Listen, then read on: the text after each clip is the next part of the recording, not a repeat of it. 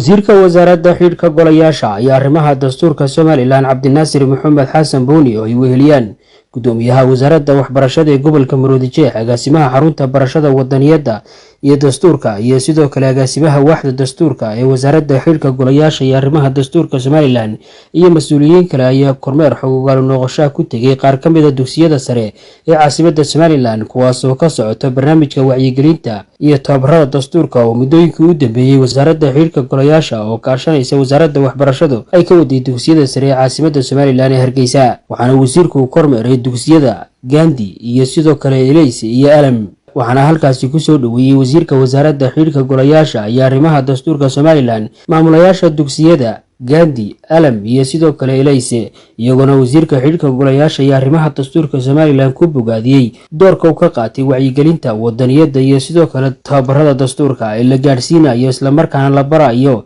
ardayda dugsiyada sare ee caasimadda Somaliland ee Hargeysa casharada leeysiina wax badan ka faa'iideen ayaan rajeynaya marka maanta waxa leeynugu yimid waa qiimeyn اللي ويديه محا فايدين بوقي محا كفايدين عرضي وينو ديار نو جوابي ان شاء الله ما يديك اللي ويدين دونا وسيركنا ونسو دويننا وان سو دويننا وسيركا اما شقالها دمان وزارة دستورka waxa leen ku soo dhawaada dugsiga sare Ilays branchka koowaad ee buurta kala jeexan ama Ilays 1 si gaar ah fasalkan oo la yiraahdo wansi waxay ka mid yihiin saacad wasiir ardaydii lagu tababaray dastuurka sida ka muuqata miisaska dushooda buugaagtii ama guideline-kii bay haystaan laba fasal ama fasalada qaar kuwii ugu fiicnaa ee macallimiintu ka warceliyeen sida fiican u qaatay macallimiinta discussion-ka la sameeyay iyay ka mid yihiin saasaan fasalkan idigu doornay fasalada kale wadna leegi doontaan haddaad waqti heshaan barnaamijkii aad hore noogu keenteen waana soo gaadhay allah idin sharfo howlwadannadiina way noo yimaadeen ardaydana way la kulmeen maamul iyo macallimiinna waan wada kulannay si fiican buu noogu qabsoomay maantana insha allah midho dhalkiisii ayay tijaabadiisii ayaynu eegi doonaa insha allah oo ardayda waanu wada aadi doonaa insha allah iskuulkii wuu ka yar duwan yahay iskuullada kale ee waddanka oo luuqadda ku baxaya asalkii waa luuqada ingiriisiga inta badanna dadka iskuulka joogaana waxay u badan yihiin ajaanib u badan yihiin caruurteenu runtii halkan marka la joogo si fiican bay wax ugu bartaan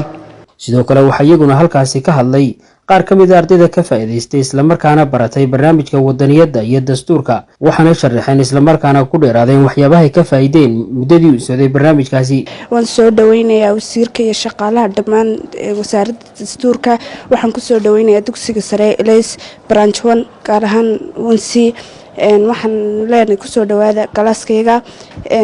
inta haddaan ka tago waxaan noo bilaabmay buug naloo dhigay dastuurka ka hadlaya dastuurka Somaliland anagu markii hore wax badan kama aan fahansaneyn laakiin se imika markii naloo eego markii naloo dhigay markii hore imika aad baan u fahanay waxaan rajaynaynaa inaan noqono kuwii ku dhaqma ee saa loogu dhigayo hadda toolo bedel doona dhammaan ummadeena kale waxaan rajaynayaa insha Allah inaan noqono ardayda waddanka soo kacaysa horumarkooda dastuurka waxaan ka fahmay xilligan ka goostay xilliga waddankayga oo madax banaanidiisa la soo noqday iyo wuxuu sharci farayo waddankayga iyo wixii iga diidayo iyo waxa lagu dhaqmayo astaamihiisa oo dhan magacayga Maxamed Mustafa Maxamuud Taani dhigtana fasalka 4 ee dugsiga sare ee Gandhi ahna ardayda sanadkan baxaya uma fadhiisan doona fanfoorka taanu waxaan ka fahmarto wadan jacaylka in wadankaaga jeclaateen wax weyn tahay maanta waxa adduunka horumarinaya waa wadan jacaylka hadda afrikaan markay joogno dadkeenu bacaha iska tuuraan wax walba iska tuuraan taasina waxay ku yimaadeen baraarujin wadanka marka jeceshay bacba jeedaayay furka qalinkeena qanbaadu quurin ina dhulka ku tuurtid oo meelaha loogu tala galay ma aragtay aad ku tuuraysaa inka wadankeenu horumar fiican uu sameeyay alxamdulillah dastuurkuna waxyaabo weyn buu ka ma aragtay horumarinaya imika kale xashasho waxa jira waxyaabo tangiiro meelaha dhigay wadooyinka agteeda dadkaasi markana loo dhigay dadkii ka shaqeyn lahaayeenka oran mayno dawladda dad u shaqeeyayna saan sameeyno dawladda san ah iyo dawladda ku shaqeeyay laakiin wadanka dawlad ma leh laakiin adaale walwada leenahay dawlad iyo dawlad laanteeda waxyaabaha kale aan ka fahmina waxay hayeen horta gobolo badan iyo in wadanka wax badan ka taqaaneen yihiin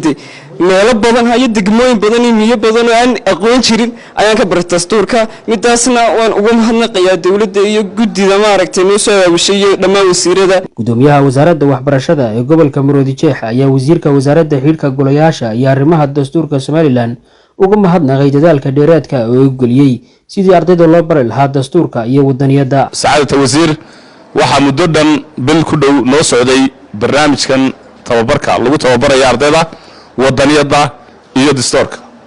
oo aanu rabnay in ay dugsiyada sare si random ah aanu qaadanay kalaasyo kamida dugsiyada 8 dugsi iyo 2 dugsi oo dheeraad ah 3 dugsi oo aan ku soo darro dheeraad ah intaasi waxay qaateen duruusta in fact aad iyo aad miro dhal bay noqotay ardaydii waxa ka muuqata in ay wadankoodii wuxuu yahay iyo xuquuqdu leeyahay iyo xuquuqda ay ku leeyihiin ay fahmeen taasina waxa weeye guul soo hoyatay qaranka Soomaaliland guud ahaan waxaan aad iyo aad kugu soo dhaweynayaa barnaamijkan xiritaankiisa iyo soo afjarkiisa oo muddo dhow qaadan doona. Wasiirka wasaaradda xilka golayaasha iyo arrimaha dastuurka Somaliland ayaa isaguna uga mahadnaqay isla markaana ku bogaadiyay ardayda inay ka faa'iideystaan barnaamijkaasi ku saabsan wacyigelinta wadaniyadda iyo barashada dastuurka. Runtii qaran walba waxa uu leeyahay jiil dalkooda u soo kaca oo qarannimadan taabagalka maanta noqotay jamhuuriyadda Somaliland mustaqbalkii bari toolaatiin farxad gaar ah waxa ii sii ah inaan saaka ku bilowno fasalkan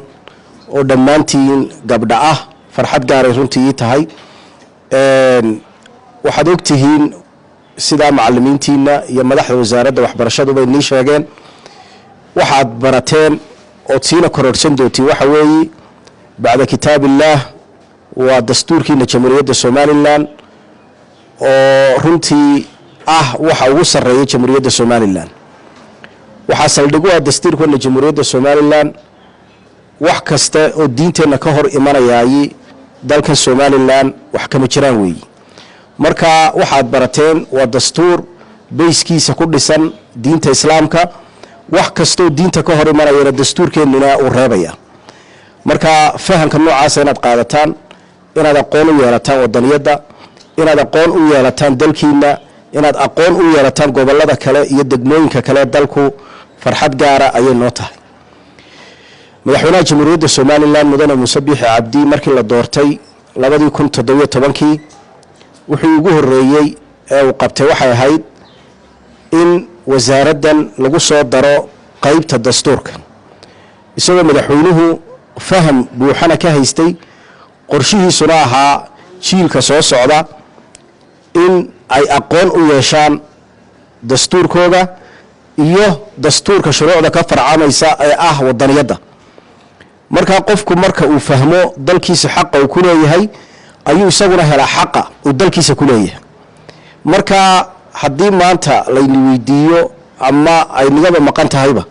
madaxweynuhu horeeyay ee jamhuuriyadda Somaliland ee soo kordhiyay weeyi